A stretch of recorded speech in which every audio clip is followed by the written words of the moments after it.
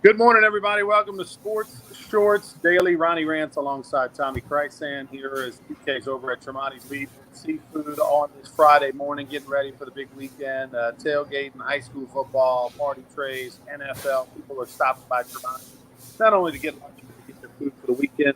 And I am coming to you from an undisclosed location presented by the Louisiana Sports Hall of Fame. Big announcement shortly from the Louisiana Sports Hall of Fame announcing the 2024 class. That's right around the corner. And we are presented by LaBerge Casino, which is where we'll be tomorrow from 9 to 11 a.m. Sports Shorts Radio earlier tomorrow due to the 11 a.m. kickoff between LSU and Mississippi State. So if you want to do a little breakfast with us, we will have two breakfast sandwich reviews tomorrow. Not one, but two.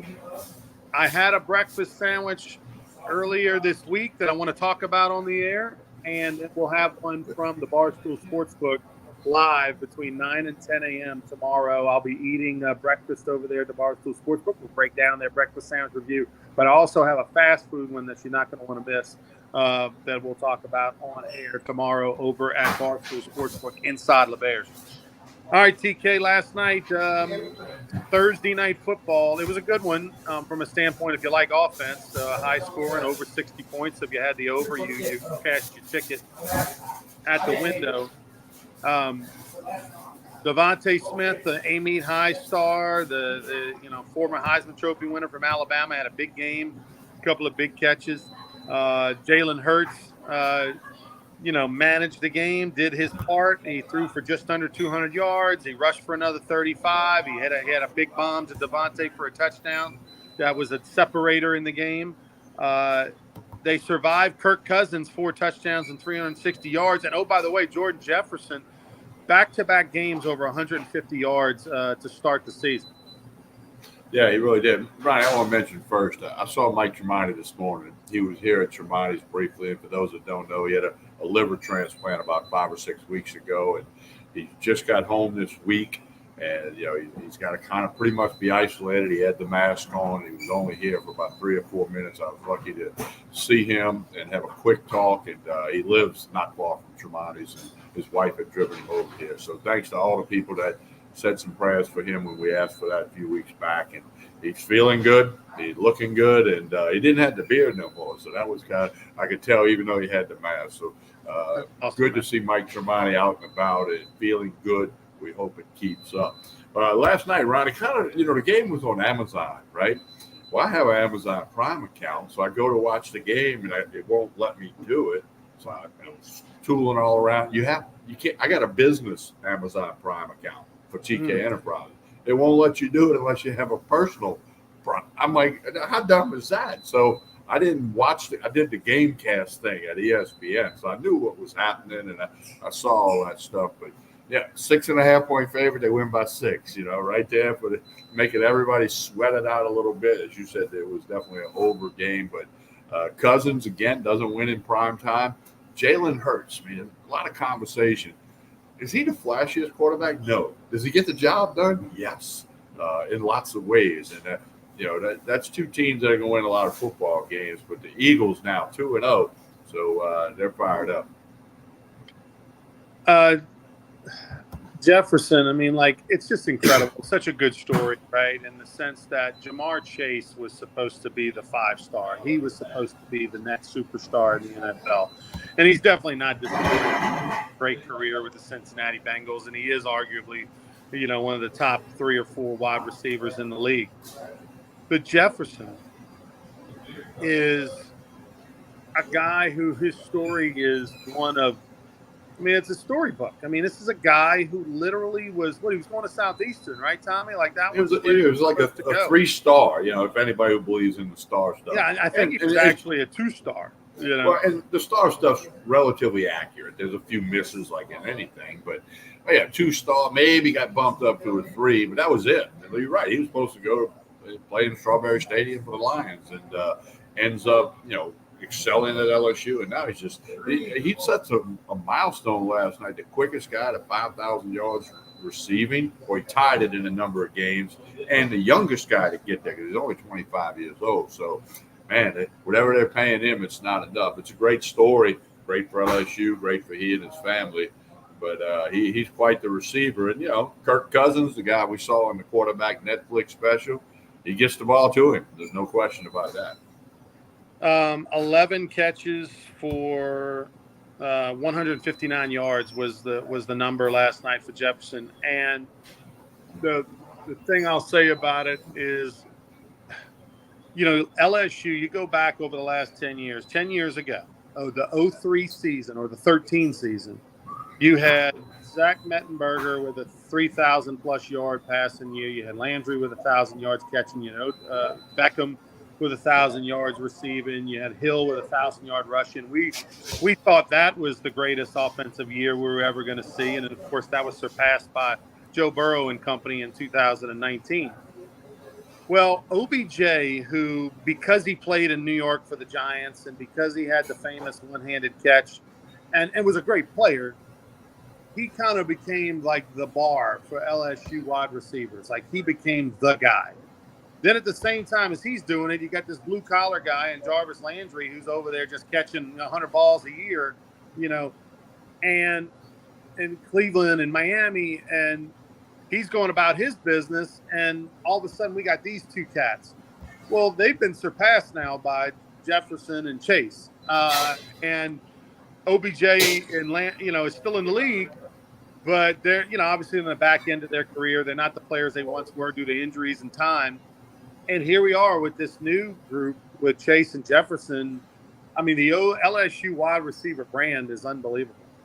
Well, and it goes back long time. I mean, we can go back to, Eric Martin and Herman Fontenot, who played with Richard, and all the guys that caught passes from Burt Jones. Man, it's always been there. It's more magnified now, obviously, but no, they got to run on a lot of positions, and wide receiver is certainly one of them. All right, so Kirk Cousins, even though that's Tommy Chrysan's favorite player, they're 0-2.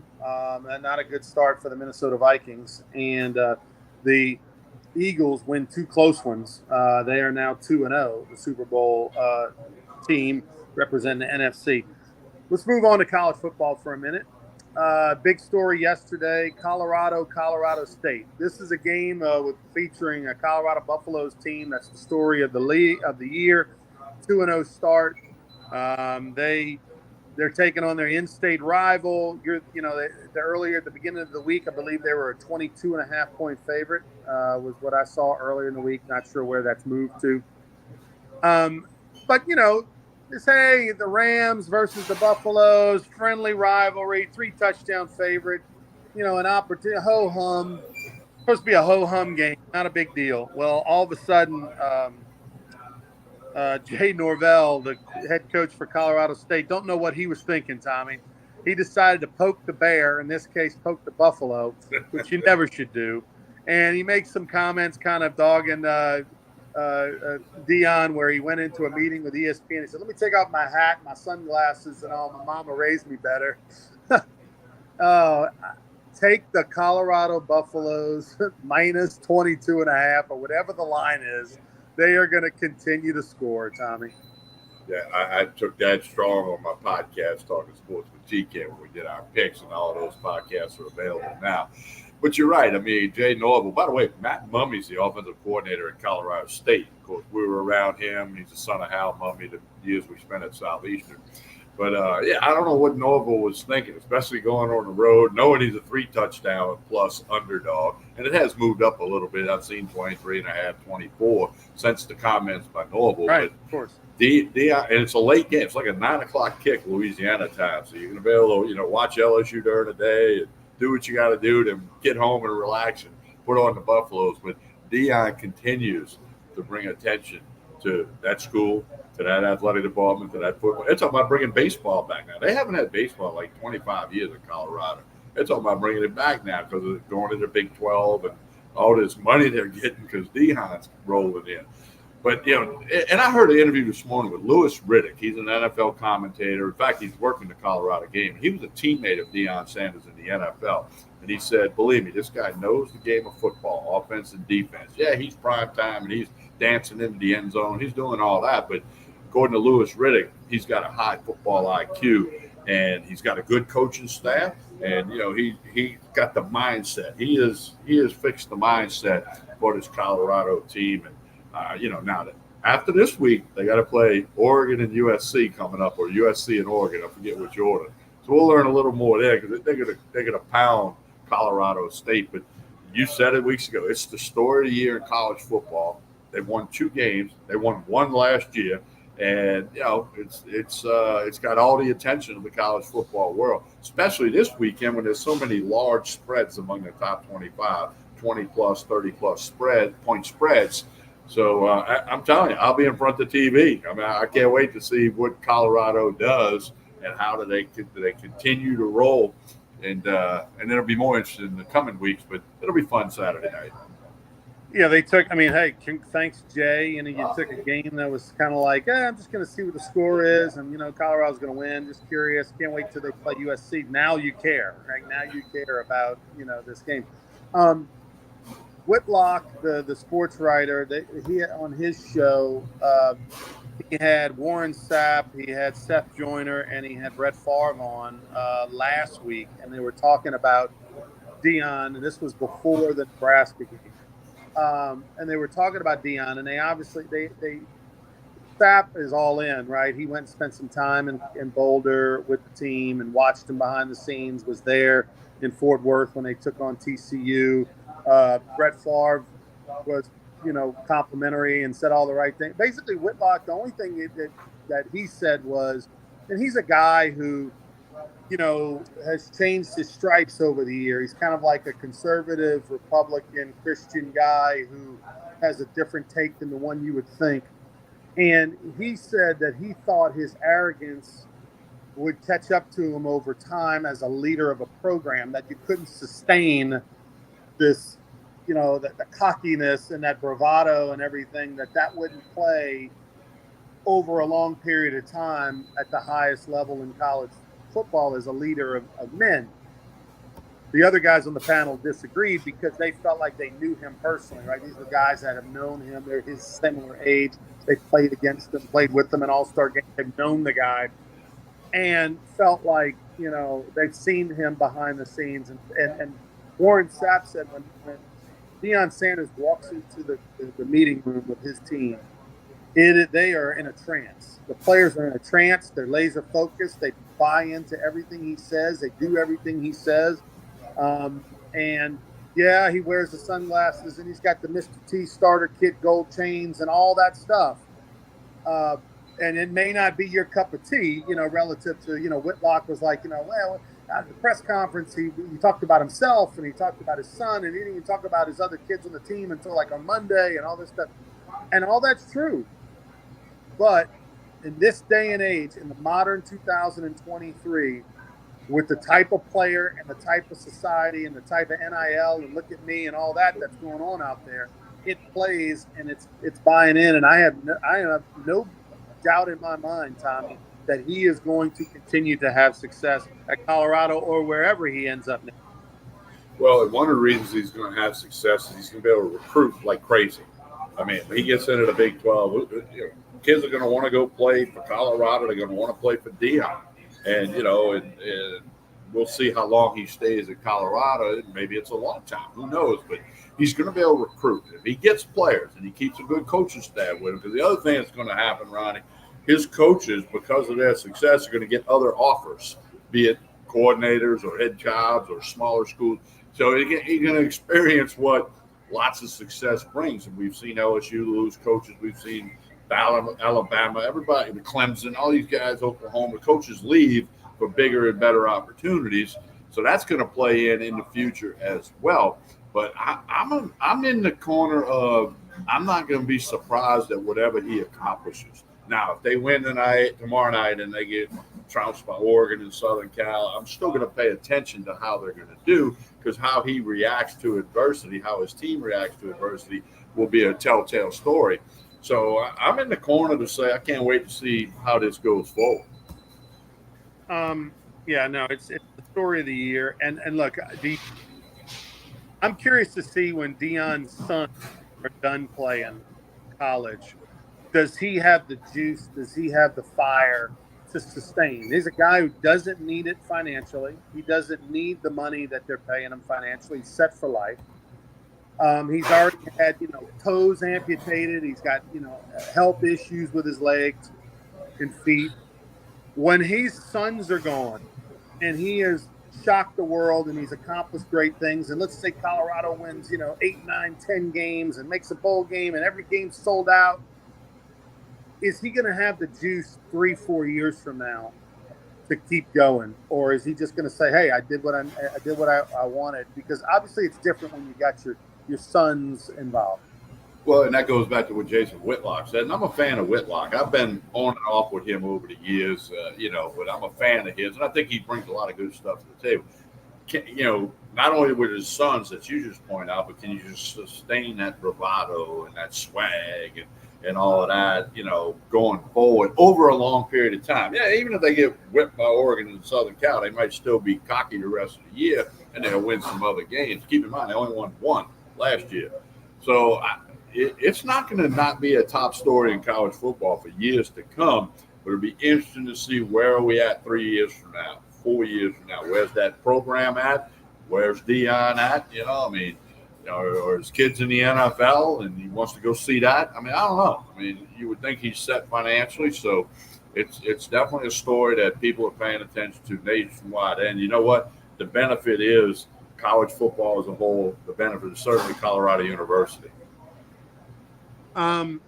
LSU this tomorrow morning, 11 a.m. Facing a very different Mississippi State team than the one we've seen the last couple of seasons with Mike Leach at the helm. Rodgers, their veteran quarterback, has literally through the first 2 games thrown less than half the passes he threw last year through the first 2 games. He had nearly 100 passes last year. He's got less than 50 this year. So it's pretty incredible what has transpired as far as the change of offense and what LSU is going to face. Yeah, it's something they're going to have to prepare for because they're still doing a little bit of air raid stuff, but that's not the main calling card anymore.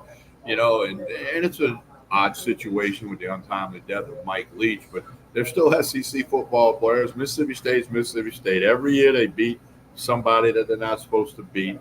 They've had some blowouts against LSU, but they've also had some games when they gave LSU all they wanted. So 11 o'clock kick, I know fans aren't about that, but I guarantee you LSU has changed their sleep patterns and diet patterns all week so they can be at their best on 11 o'clock in the morning against Mississippi State. Of course, we'll be watching it at the Barstool Sportsbook. We'll go off the air to radio from 9 to 11, and then I'm going to hang around, at least watch the first half of the Barstool Sportsbook, so we want people to come out. But LSU minus 9.5, that's where I'm leaning. Of course, I'll have a pick on the radio tomorrow morning, but I'm leaning for the Tigers to really come out, hitting on all cylinders and getting it done. DK, we'll get into Saints, NFL, LSU baseball schedule, all of that on Friday morning. Tell us about Tremonti before we get out of here. Well, yeah, anything you need for the weekend, wine, whiskey, chickens, seafood, pork, the Chairman's Reserve meats, they've got it all here. They can put it together for you, make a party platter with some fried shrimp, with fried fish, or some meat pies, whatever you might want. Tremonti's Meat and Seafood. Stop by, go to Tremonti's.com, give them a call. You'll be glad you did. Yeah, we'll be over at the Barstool Sportsbook inside LeBears tomorrow from 9 to 11. Sports Shorts Radio. You can tune in on 104.5, 104.9 ESPN in Baton Rouge, or on the app. Download the 104.5 ESPN app anywhere in the world. You can listen. We'll talk. We got 2 breakfast sandwich reviews you don't want to miss tomorrow. We'll talk a little LSU baseball about their schedule. Tommy and I each have some thoughts. That came out. Interesting schedule. I'll tell you the pluses and minuses of it. And on Monday, we'll talk some NFL, of course. We'll have picks. Hunter McCann. Tommy had a winning week last week. Hunter McCann will have some picks. And then on Monday, we'll talk a lot on Sports Shorts Daily about the Saints Carolina Panthers game on Monday Night Football. For Tommy Price saying I'm Ronnie Rance. Have a great weekend, everybody. Go Tigers.